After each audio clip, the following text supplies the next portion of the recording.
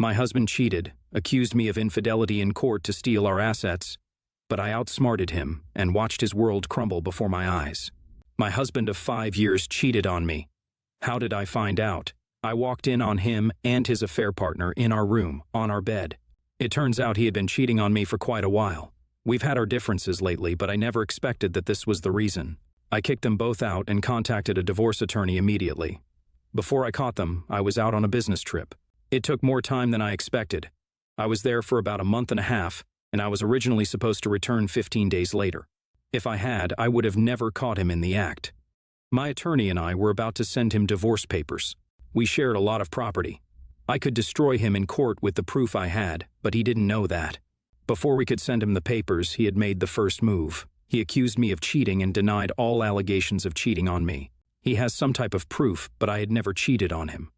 My attorney and I discussed our future moves, and we decided to let him drag us to court. Since he had false evidence, he was going to commit perjury. That idiot had no idea that he was going to walk into my trap. The court date was set. His family sided with him, and I didn't care. I was enraged, absolutely furious. My anger was boiling within me, but I didn't let it leak. I was going to annihilate him and his posse. My family supported me. I had even tracked down a few of his mistresses. He had no idea we had a joint account, and I immediately had it frozen the day I caught him. My attorneys made sure nothing was moved from any of our accounts or properties. As I dug in more, I found more evidence. It was very easy to acquire credit details. His credit card for our joint account had multiple expenditures, from designer bags to expensive dinners. I know what evidence he had submitted, and I could easily turn it around. There were pictures of me and my new business partner having dinner and then going up. We had gone up to one of the private meeting places where the rest of our partners would join us. My husband wasn't aware of my recent business dealings. The business meeting had taken around 3 hours. I bet he thought that my walking out with my business partner that late would be enough proof. The court date arrived. The hearing started. He presented his evidence. My lawyers took over and presented ours. I had asked my business partners, including my new one, to be witnesses. One of them owned the hotel we were at and provided pictures of all of us leaving it a few minutes after each other. He, my husband, had forged a few pictures of me and my other associates, and I could easily prove that it wasn't me, as I had been in multiple meetings around that time. I had my travel and meeting schedules with me. He was nervous at this point. I noticed his little habit of fidgeting when things don't go his way. Then my evidence was presented. I presented the credit card records first. Then I had messages from the women he had slept with. He shouldn't have left his home laptop at the house. His lawyers thought that was it, but then my team went in for the kill. Before leaving, I had set up a new security system. Cameras were set up all around my house. To make sure they were working, I set one up in my room, and I forgot to set it up somewhere else before leaving. Thank God I had forgotten. The camera was set up 2 days before I left on my trip. His lawyers tried to make it look like I was spying on him, but I had the security person on a video call explaining that he had asked me to do that. The recordings showed my husband bringing multiple women into our house. At first, I thought it was only one, but he had over 10 women over at the house while I was gone. I looked at his family, and they sat there in disbelief. Their son had committed perjury, provided false evidence and testimony, and falsely accused me. His whole team was doomed, and they knew it. At the end of the hearing, I won. I watched his face as the judge gave the verdict in my favor. His face when he realized he had lost it all, it was so satisfying. He looked at me, and I smirked at him and walked out. Everything was mine now. He was going to serve jail time and pay a huge fine. He had dug his grave, and I was more than happy to bury him in it. Over the next few days, my lawyer sorted out all my documents and property papers. I made sure his expenses were put on him. The joint account was mine now, and I wasn't going to pay his expenses. His family tried contacting me, and I had my lawyers handle them. If they had anything to say, they could contact my lawyers. I wasn't going to give that a-hole or his family a penny. My parents understood my rage. His betrayal had made me ruthless. He not only cheated on me, but also tried to steal everything from me. His reputation was crushed. I made sure the news reached all of his partners and the rest of his family. That MF deserved it. 2 months later, it has been 2 months. A day ago, I broke down crying. From the time he cheated on me until now, this was the first time I cried. It was raw and painful. It hurt like I couldn't cry when I walked in on them. I didn't shed a tear, but now, after everything that happened, I feel drained. I loved him, past tense. I was in love with him. I didn't think he would turn out to be such a cruel person. I guess it goes both ways. I didn't think I could ever be this ruthless towards him or his family, but I knew I needed to be. I'm going to go to therapy so I can move past this. I don't want to live my life stuck in the loop. It was time to move past this anger and this pain. He is in jail, by the way. I haven't contacted him or his family. He had tried to contact me, who knows why. I decided to cut off all of them before the hearing, and I've stuck to that. My family is very supportive. I'm grateful for my business partners, too. I had a lot of help and support from them during this time, 1 month later. Some of you have asked me questions about the division of assets. I cannot give you a proper answer to that. My attorneys helped me handle everything related to our assets. They helped me list them, and they made sure everything was in proper order. What I can tell you is that you have to be careful with this. You cannot go to court and then say you've forgotten about a certain property or necklace, etc. They could charge you for that. I cannot give details on my ex-husband's sentence either, but he is going to be in there for a while. The ex-husband is an a-hole. He freaking cheated on her with multiple women. What the frick? And then he accused her of cheating on him. What was this a-hole thinking? People like him should rot in jail. Opie served him cold revenge, and I'm here for it. I'm glad she wasn't some naive fool who didn't know what to do or didn't want to hurt anybody. Those types of people have everybody walk all over them and then ask God why this happened. Because you let it happen, that's why. I used to be that type of person, so this is personal. Thank you for listening to me vent. She got everything, and that idiot left his laptop at home, bloody man. Those messages would have been enough to prove Opie's point. He was one of the worst types of people. He tried to take everything from her after wronging her, sick, manipulative, sadistic a-hole. The audacity he had to smirk it up. I bet he wouldn't last a second alone with her. Here's a little gang of lawyers wasn't able to save his ass. OP's ex-husband's whole family are the a-holes. They were in on it for sure. I would have paid money to see those a-holes go down. That is why being aware of everything, even if you're at your worst and overwhelmed by emotions, is important. OP's decision to freeze all the accounts was key to all of this. He could have emptied the accounts of all the money, and she would have been left with nothing. I bet he was still with his mistress for the night.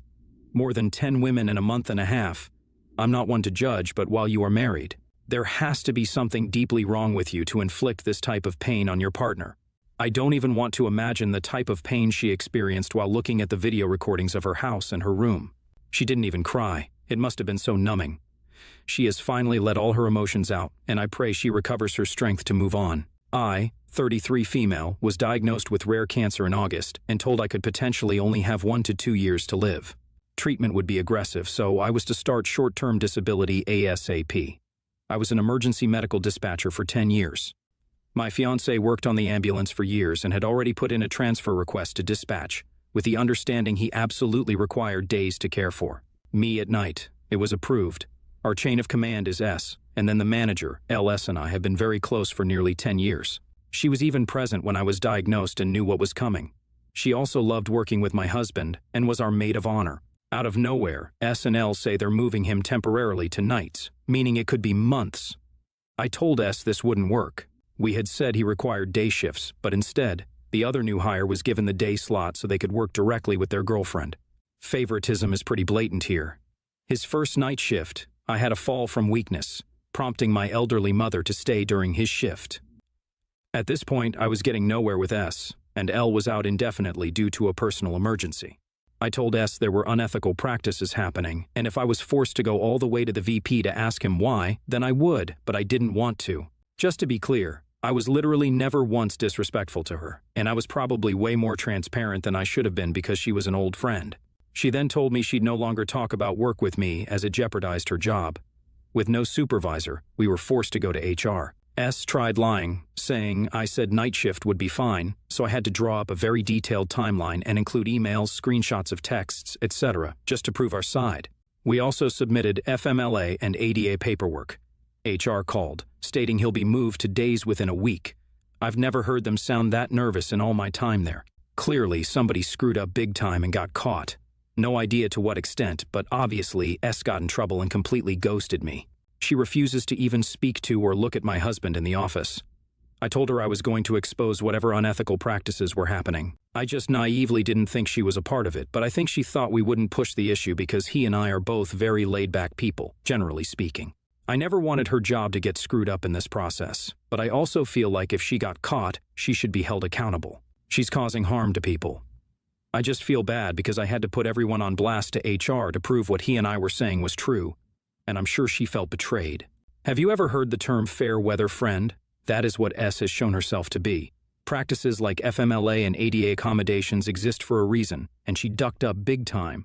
HR was nervous because there are a lot of fines for businesses that don't follow the rules. She clearly ignored them. I'm so sorry to hear about your diagnosis, and I wish you well with your treatment. May good health and peace find you. NTA. NTA. You didn't do this to her, she did this to herself. You requested reasonable accommodations. You and your husband followed the rules. S did not. Simple as that.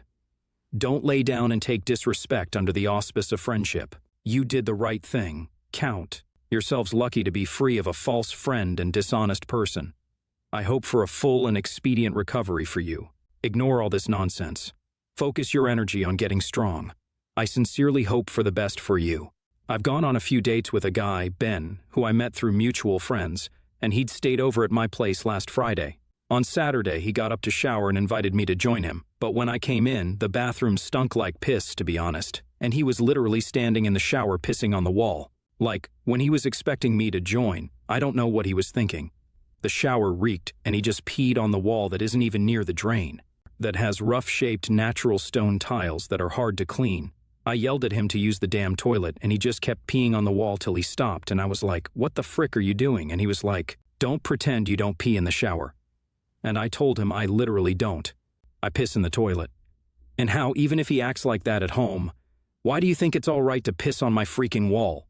He was being all condescending, like, calm down and go chill. And of course, being told to calm down never works. I was like, don't freaking tell me to calm down. Go clean up after yourself and get out. And I grabbed a bottle of bathroom tub and tile cleaner and gave it to him. I left him alone to clean up, and he came out like, "Is this bleach?" And I was like, "Nah, it's tub cleaner." And he said it smelled like bleach, and did I really just give him bleach to use on pee because you can't do that? I was like, I genuinely don't give a frick. That's the cleaner I got. He went to clean the bathroom and opened the window because he was saying you can't use bleach on pee because of some chemicals. But anyway, after that, I told him to head out. I thought it was just super nasty and weird, to be honest. I don't know if this is weird for me, but I'd be happy to have a whole relationship never seeing my partner's bathroom activities, let alone after a few dates without asking, what the frick? And it's just so inconsiderate to not even think of cleanup. Like, what idiot pees on the far wall of the shower where water doesn't even run over on rough rock? Dude's just pissing on my walls at that point. So to me, it was pretty obviously nasty as hell and not cool. But I got a call from the mutual friend who introduced us, saying he heard I kicked him out at 6 a.m. for peeing in the shower. I was like, yeah. And he was like, and then you made him clean with bleach. Bleach on urine, that causes chlorine gas. And I was like, how was I supposed to know that? I gave him my tub and tile cleaner. My friend told me I was out of line and he regretted introducing us because he figured I'd be chill. I was like, dude, would you be chill if I came by and pissed on your stuff? He said it's not pissing on my stuff. Everyone pees in the shower, so does he. I was like, I really don't need to know that about you, honestly. ATA for kicking my date out for peeing on my shower wall in front of me? Oh my what? NTA, so hard NTA. Even if you did pee in your shower, even if it's normal, I'll leave that for someone else to decide. And even if you weren't going to join him in the shower, how does this dude think it's normal to do that in someone else's shower? Your own bodily fluids are obviously a completely different story. It's no argument at all to say everyone pees in the shower because it's not his shower, and to do it right in front of your face, what the hell? He was feeling way too comfortable. No one wants to see that from a guy they've been dating for such a short time. I wouldn't even want to see it from a partner of 10 years. Block this man and the friend because they've got weird-ass standards. My younger sister, Tessa, has been with Brian since her freshman year of high school, currently seniors in college. My mom has always loved Brian and treated him like family. He has some issues with his own mom and spent most of his time at our house. 6 months ago, Brian pranked my wife on a family trip by destroying all of her makeup. She found it in the toilet and in the sink, filled with water, and was irate. I've never seen her like this. We woke my mom up screaming and demanding she find out who did it. She didn't seem to think it was a big deal and tried to go back to sleep. Finally, she realized we were serious, so she woke Tessa, Brian, our other sister, and her boyfriend up to get to the bottom of it. Brian couldn't keep a straight face and finally admitted to it. My mom again tried to act like it wasn't a big deal, but I cussed Brian out and demanded he replace everything. We came up with an estimate, which was just over $1,000. Makeup is her passion, and my mom paid it because she said Brian was just a college kid. I was pretty pissed, and we cut contact with Brian. It has since been implied that he was bribed with a fancy watch to do this, and everyone was drunk, but to me, there is no excuse. I still don't freak with Brian. Well, my mom is currently planning a wedding and was talking about how she has no one to walk her down the aisle, as she is mad at her father. But she feels like it's weird to not have someone. Brian volunteered, and she was clearly really moved by it and said yes. I internally felt sick. I told my mom that if she publicly honored Brian like that, I would not be able to go. My mom seemed really taken aback and said I was being crazy and we need to put this aside for a wedding. I said I was sorry, but I could not go if Brian was in a position of honor because what he did was despicable. My mom said I was selfish and an a-hole and was like, fine, don't come. Brian got mad and said I was punishing my mom, and Tessa was screaming at me, calling me selfish and a horrible son. It's not about the damn makeup. It is about not respecting someone's items. It's about how Brian had zero consequences for his actions since OP's mother paid. This wasn't a 5-year-old who did the prank. No, it was a grown-ass adult who disrespected someone's items and didn't give two shits. Opie is mad because his mother doesn't care about his and his wife's property and allows Brian's actions to go unnoticed. It was never about the prank or makeup. It was about the lack of respect regarding their property and zero accountability for Brian.